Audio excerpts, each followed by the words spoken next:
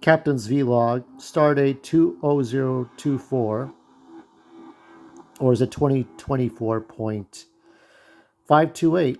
So I kind of wanted to do this. I'm looking back at creators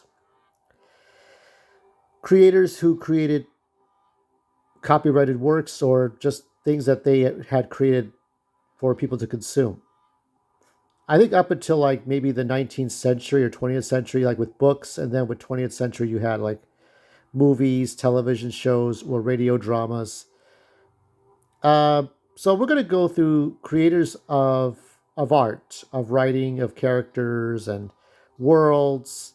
Not every single one, because this would be an extremely long video. This is about to be a live stream, but we're going to go through some throughout time and space. So bear with me, because I like to reflect on these things, and yeah, let's do that. Homer. So this is Homer.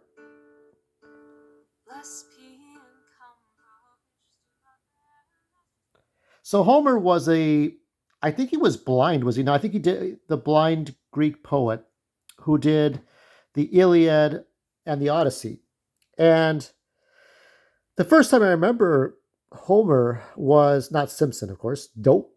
But I did an assignment for my ninth grade for freshman year of high school, and my English teacher, recommended that we read, or gave us the assignment that we would read the Odyssey when Odysseus returns home to his wife, and Telemachus was his son. I forget the wife's name, but the wife had a lot of suitors. If if Odysseus did, I think it was the 10-year journey that he would come back. Now, back then when we were kids and 14, God, all those fucking books were boring. And obviously, the Iliad is the better book about the war. And here you had the journey home, like getting back home to his wife, who he had seen in maybe longer than 10 years, obviously. Um, but I remember Cyclops. I remember the Siren. Uh, it was just like it's the Oregon Trail. It's the original Oregon Trail if it was a book, right?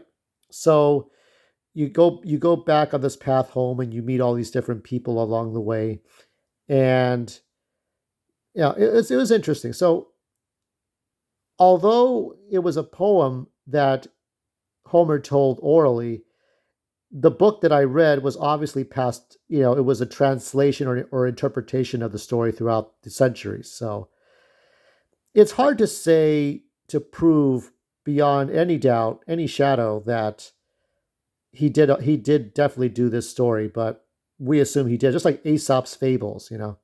So there's not much to say about Mr. Homer, just that he created those two stories, and yeah, I mean that's the other than Gilgamesh, right? But this is like one of the first creators of fiction that I can remember in my mind.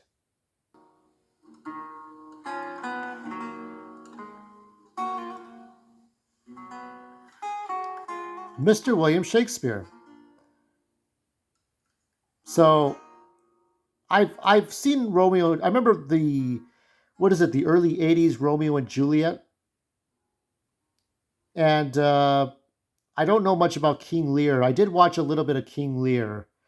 Uh, there were so many versions of King Lear, of course, with Sir Laurence Olivier, and then there was there was a movie with Edward G. Robinson, in which, like, a modern interpretation, which you have three sons, and you're trying to share the business or leave the business behind, or which is the favorite son. Oh God, it was such an ugly story. I don't know. There's King Lear. I do believe that was supposed to be a comedy, right? King Lear, uh, Hamlet. I did a you know what I did a scene in Hamlet for a theater class I took in community college. So Shakespeare is just, if you don't know who Shakespeare is, why you have to be from the Andaman Islands, or from Antarctica, or from another planet, because everybody knows who that is. Yeah, I mean, to hear, it is hard to really speak in the original. I think they try to use modern day English now for a lot of Shakespeare plays, but you got to have that thou, thee, thy, thou hast wronged me, my liege. You have to have that old school English, or it doesn't work, right? So that's William Shakespeare. So I, it's okay. It definitely something you and your girlfriend can come together and just like watch a play, a reenactment of a play. Um, yeah, I mean, like there's different interpretations on YouTube. Go out and see one. People enact it. Um, but honestly, I mean, it's hard to relate to it. But there it is. There is, the great William Shakespeare. Mr. Lewis Carroll, the creator of the Alice in Wonderland and Through the Looking Glass. So, and I do remember I saw, what is it? Was it the 2013 or 2015? Wasn't it? They tried to put a hit piece. You're trying to put a hit piece on a dead man, okay? Um, I think looking back at that, I do think that maybe he was fascinated by Alice's body. Uh, what older man would not be? But there was some sort of tension between him and the family where Alice came from, right? So Alice is based on the story is that or the account is that he was on a boat with the two girls, Alice and her sister, and he would tell the story of Alice in Wonderland, and and eventually became a book and its sequel. And there was a picture of a frontal nudity. It would have to be I don't know. I think it was a photograph. It was not a painting. So, um, somebody was doing research for a not a biopic, but like a documentary. And so they try to flip this narrative that, oh, I wonder what Lewis Carroll was up to. Like, holy shit, gotta be guys. Like, I think you really could obviously there's no defamation to be had here, but the society that was protecting Lewis Carroll's legacy wasn't too happy about that. I'll tell you that. Um, Now, my dad used to recite. He used to love to recite the Walrus. The Walrus's poem, "Time." A time to be told of ships and kings. I'm not gonna. I'm gonna butcher the whole fucking thing. I hated it. My dad liked to be narcissistic like that. I don't have as far as my family accounts. I tell my family stories as though I was there, but looking behind a TV screen is the best way I can tell you. So, anyway, Lewis Carroll created these fantastic characters. Maybe he did a little bit of psychedelic drugs. Maybe. I mean, how else do you come up with all this weird shit? But I've come up with stuff that's just as weird, and I'm not doing any drugs. But there you go. So, Lewis Carroll came up with a story of a. I mean, it's been done in plays from the 19th century that are lost to time. Some silent films have been lost to time, but I was able to see a lot of those silent films from the 1900s about Alice in Wonderland. Uh, there was a live action 1930s movie with Cary Grant as Mock Turtle. There was the Disney cartoon. I still remember the 1985 movie with what is it? Alan. I forgot his name. The one that did the Towering Irwin Allen. Yeah, he did the Towering Inferno and the Poseidon Adventure. Did a happy story. And there have been many versions of Alice in Wonderland. Of course, Disney tried to did the live action version twice. Didn't really work out with audiences, but there you go. And yeah, I thought it was fine. I thought it was I don't have much to say about this one. But here's another icon from the 19th century. Hello, hello. So this is I remember hearing a little bit of what is it? There's a little movie that tells you that it's the interview with Sir Arthur Conan Doyle, and talks a little bit. You can hear what he sounds like, right? There's some interest. There's a like on one hand a number of authors that had silent film but sound interviews. And they would sound like this, and they would sound like that. I think I'm trying to do Teddy Roosevelt, and poverty and sanctity, and it sounded a little bit, They spoke softly, carried a big stick, whatever that is. And anyway, So Sir Arthur Conan Doyle created Sherlock Holmes, and Sherlock Holmes was based on Professor Sidney something. I was going to say Sidney Greenstreet. I don't think that's the right name. But anyway, it was his professor who was teaching him about theory and premise. You know, you come up with premises and a conclusion. How do you do inductive deductive reasoning? How do you solve things? So, he was a teacher, but later on when he did the books, he made his professor into a great detective who would figure out by looking at people and observing and listening and going through facts about how to tell what people were about, how they walked, how they talked, all this stuff. Okay. And I do think, yeah, the first version of Sherlock Holmes was a play. And I remember that somebody was trying to rip off Sherlock Holmes way, way back, and he had copyright. Now Sherlock Holmes is in the public domain, I think. Should be one of the first things to go to public domain before Mickey Mouse. But yeah, that was a different time. Sir Arthur Conan Doyle had a big life. He worked on two cases and proved two people who were not the likeliest of innocent people, innocent of crimes of murder. So I do have that book about how he proved someone innocent, that they were going to go to death row, they were going to get the chair, but he had gone out of his way to work on that case, just like Sherlock Holmes would. I think he served in the military, I believe. I think he did. He had an extraordinary life. Um, so, I thought his life was interesting. Not much more to say, but I really thought he was an interesting man. Of course, he had to have based uh, Dr. Watson, on himself because he looked like Dr. Watson, right? Dr. Watson is his right hand man. And yeah, it was an interesting thing. My dad had the books. I do have a collection of the Sherlock Holmes books. My favorite story of all the original Sherlock Holmes, and this we'll go into a little bit here, but um, my favorite story was um, it's a story where there was a wife was oh, no what was it? A wife was trying to figure out where her husband was running off to, and they it could have been a love affair or something like that. It could have been something, but at first Sherlock Holmes was trying to figure out maybe he was part of a criminal ring because there had been a criminal ring going around lately. They had no real reasoning to get to that point, but they didn't have much to go on, so they had very little. So they just watched. All they could do was watch his movements. There was somebody with a weird mask on in the window, and eventually they found out that when they saw a small person with a mask, and they removed the mask, and it was a child. Uh, she was of African descent, African British, I guess you could say, because everything took place in the UK.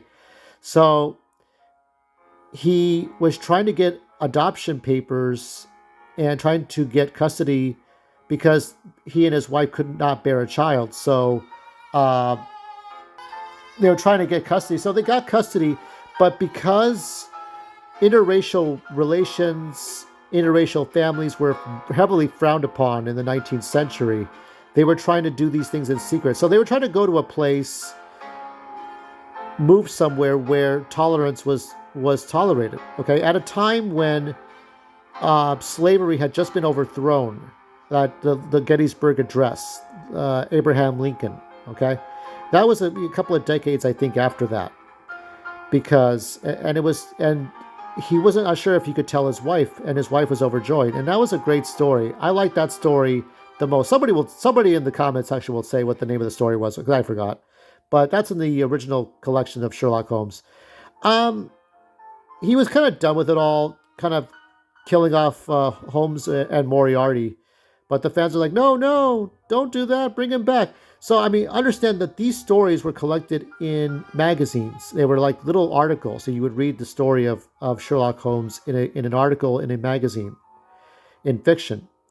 Um, but he was done with it. But he had to bring him back because, of course, the pressure from the audience was like they would write these letters, these missives, and say, bring him back." And it's like, okay, he brought back Sherlock Holmes. So he wrote stories until he passed away. It's kind of sad, but don't force don't force fiction out of the writer. I mean, sometimes it's just you can't get any more. I mean, I suppose he could have written prequels and say before he died he did these things, but he decided, okay, I'll just bring him back. It was all a joke. Sherlock Holmes didn't die in the waterfall. Anyway, so Frank L. Baum. Oh my God, what do I remember about that? So Frank L. Baum. So obviously he created the Oz series, and um, actually it wasn't just the Wizard of Oz. It was a series of books. So although I would say that Lewis Carroll created a sequel, this is like, and you had a lot of people like created like one-off books like Dracula and Frankenstein, um, Don Quixote, right? And I think with Sherlock Holmes, yeah, it might have been a series. I think I would say Sherlock Holmes might have been the first series that I can remember right now. Um, but before Harry Potter, there was, of course, the Oz books. These were the original series of books, and much like with Sir Arthur Conan Doyle, uh, people wanted him to keep making more books because he wanted to stop at some point. But with him, there was this whole controversy of, hey, look, either the Native Americans live or the white people live. And since I'm white, I'm just paraphrasing it, but it's like uh, it had to, on the backs of Native Americans that white man had to live. So there had to be a slaughter. It's like, well, um, yeah. Later on, the descendants apologized to people, but I don't know. Not everybody was a saint. It's just the way it was. Um, Yeah, I don't have much to say. I mean, like the Oz books, obviously, the first generation of movies were silent movies. Then came, of course, the famous Warner Brothers. Uh, Warner Brothers. I think it was Metro Goldwyn Mayer, but Warner Brothers owns the distribution rights. And yeah, I mean, then of course there was the 1980s movie. Uh, and then there was the Disney movie with sort of a prequel with the Wizard of Oz, but I'm not sure what it was exactly called. But yeah, I mean, this was a fine, it was a fine series of books. You see Dorothy grow, you see the family actually go to Oz. So yeah, this was fine. I It was one of the first few real. I mean, there was also, I think, Doctor Doolittle had a series of books as well. So that was before all that. Yeah, before you had Doctor Doolittle, you had Oz, you had Sherlock Holmes stories. So fiction was becoming more like kind of shitted out, where it used to be where you would have just different stories by one author, like with Charles Dickens, with Herman Melville, or a series of different plays. Because back then, before television, we had different plays. Before radio, uh, people would go to the theater and watch different plays act out. Sometimes they would see a street performance. But once we got radio, once we got or movie, Thomas Edison came in, and once we got radio and television, that was it. We weren't going to the plays anymore. We weren't doing that. So, yeah, that's Frank. And of course, his Winsor McKay, who I do believe inspired Walt Disney. Walt Disney with his mouse, with his, an alteration to the blackface caricature, which became Mickey Mouse. So, Winsor McKay was the creator of Little Nemo, and I thought that was really interesting because here we're looking at reality. Here, this is the reality of the world, and uh, it's what we're looking at is silent film. What we expect to see, people talking and walking. There's no sound. We don't hear them talking. But here he's just like drawing out uh, little caricatures. I think he was just kind of not taking the direct route of what a lot of people used to do, was take blackface and or the sort of derogatory ape-like structure of people. But he was just kind of like just doing something more universal that would be universally accepted. And so he created different colors of people, of different shapes, of different sizes. And this is 1911. This is so far, so long ago. And just the imagination this guy had. So, yeah, I first knew about Little Nemo. There was a cartoon that came out, but that was shortly after or at the same time as the NES game. The Nintendo 8-bit had a game called Little Nemo in Slumberland, and Capcom really did a really good job. And I think it was in coordinates with the cartoon. The cartoon that came out was in 1989, 1990, and it was with Gabriel Damon, who's retired now. He's a real estate agent for the Stars. So he did. Gabriel Damon did RoboCop 2 and Star Trek: The Next Generation and The Kid. He could play good guys and bad guys, but yeah, I mean, this was the original. This is Winsor McCay. So let's see if we can see a little bit of animation here. But I think he's just drawing this for now. This is the first time we're seeing somebody really draw something out. Okay, we had, I think, 8 years later we would have Felix the Cat, and then 9 years later after that we would have Mickey Mouse. And then we would have Looney Tunes, right? Bosco and Honey were like sort of the pre-Porky Pig, Daffy Duck, and Bugs Bunny, Mickey Mouse, blackface kind of characters. A lot of things happened way back then. I don't know if Bosco and Honey are in the public domain because they forgot to draw them again. You know that their Warner Brothers forgets to do certain things. But I want to show you a little bit of animation before we leave. I like this part. This is like an overblown thing where they get all these barrels for all the animation, the ink, right, and the drawing paper. This is so cool. This was like the very first sort of mockumentary of an artist, of a genuine artist and writer. Here they're going over all the art. So I think this was a bet that he could make his characters move by magic. So it was a bet. And he would owe money if he didn't make it work. 1 month later, he showed the results of his friend's work. So yeah, this is really cool. And what you're seeing is like the first time you're seeing like a real like animation here. I mean, this is the first time. This is an animation, right? Just putting together the character, putting together the pieces. Here, we're watching a guy draw it, right? But you're seeing it kind of. Slowly it will go into motion. Slowly it becomes motion. This inspired a lot of animators. Walter Lantz, Walt Disney, Fleischer Cartoons, who did Superman, Betty Boop, Popeye, and all the cartoons that came after that. Up to the CGI cartoons you may see now on whatever passes for entertainment on Cartoon Network. And here it is in color. And that was a rare thing to have color in this era.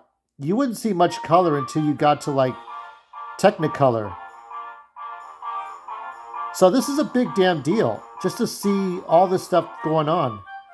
So yeah, he did more universal characters and to be less obvious. I think I think everybody found sort of the blackface caricature to be fascinating.